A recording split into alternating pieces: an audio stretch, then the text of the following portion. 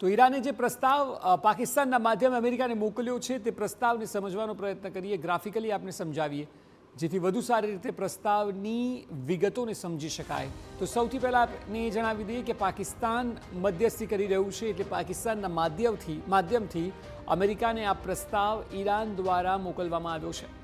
ન્યુક્લિયરને છોડીને અન્ય મુદ્દા પર વાત આગળ વધારવા ઈરાન સહમત છે, જેમાં મોટે ભાગે સ્ટ્રેટ ઓફ હોર્મુઝને ખુલ્લો કરવાની વાત છે, પરંતુ ન્યુક્લિયર મુદ્દે હજુ પણ ઈરાન વાત કરવા માટે તૈયાર નથી.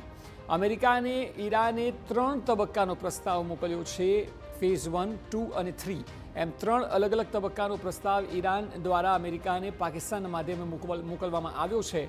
અને પહેલા તબક્કામાં લેબનોન સહિત તમામ મોરચે યુદ્ધ વિરામની માંગ છે, કારણ કે ઇઝરાયેલે યુદ્ધ વિરામ એક સમય ઈરાન જોડે કર્યું હતું, પરંતુ લેબનોન જોડે હિઝબુલ્લા માટે વોર યથાવત હતી, તેના પર યુદ્ધ વિરામની માંગ કરી છે પહેલી. બીજી છે હોર્મુઝ અંગે વાતચીતનો પ્રસ્તાવ, કારણ કે સ્ટ્રેટ ઓફ હોર્મુઝ ઈરાને ન ખોલતા અમેરિકાએ નાકાબંધી કરેલી છે અને તેનાથી ઈરાન અકળાયું છે, એટલે હોર્મુઝ એ બીજો મુદ્દો છે.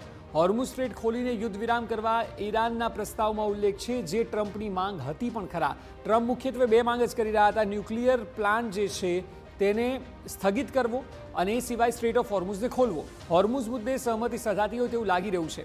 પરમાણુ મુદ્દે 3જા તબક્કામાં વાત કરવાની રજૂઆત કરાઈ છે, કારણ કે હાલ ઈરાન તેના પર વાત કરવા માટે તૈયાર નથી, પરંતુ ઈરાન પણ પરમાણુ મુદ્દાને છોડવા તૈયાર નથી, એ પણ એક વાત છે. એટલે ત્રીજો જે મુદ્દો છે તે સૌથી ક્રિટિકલ મુદ્દો છે. સ્ટ્રેટ ઓફ હોર્મુઝ સુધી ઈરાન તૈયાર છે. પરમાણુ મુદ્દા પર પછીથી અલગથી ચર્ચા કરવાની ઈરાનની માંગ છે, પરંતુ આ મુદ્દો એટલા માટે જ બાકી રાખવામાં આવ્યો છે કારણ કે વિશ્લેષકોનું પણ માનવું છે કે ઈરાન આ મુદ્દે કોઈ બાંધછોડ કરવા તૈયાર નથી, ને જો કરવા તૈયાર હોય તો પહેલા દિવસે જ કરી દીધું હોત. દેશનું આટલું મોટું નુકસાન, એ સિવાય આયતુલ્લા ખામીની જેવા સુપ્રીમ લીડરને ગુમાવવા સુધીનો વારો ન આવ્યો હોત, પરંતુ ઈરાન હવે એ જ દિશામાં આગળ વધી રહ્યું છે કે હાલ પરમાણુ મુદ્દે કોઈ જ વાતચીત નહીં થાય. એટલે ઈરાનના નવા પ્રસ્તાવ પર ટ્રમ્પની સહમતિ મુશ્કેલ છે, કારણ કે એક બાબતે તો સ્ટ્રેટ ઓફ હોર્મુઝ ખોલવા બાબતે તો ઈરાન સહમતિ સાધી રહ્યું છે, પરંતુ પરમાણુ પ્લાન્ટનું શું, તે મુદ્દે ઈરાન વાતચીત કરવા તૈયાર નથી. અને એટલા માટે આ વાતચીત ટ્રમ્પ સ્વીકારે તો જ આગળ વાતચીત થઈ શકે છે, નહીં સ્વીકારે તો પછી યુદ્ધ યથાવત રહે તેવી પૂરેપૂરી શક્યતાઓ હાલ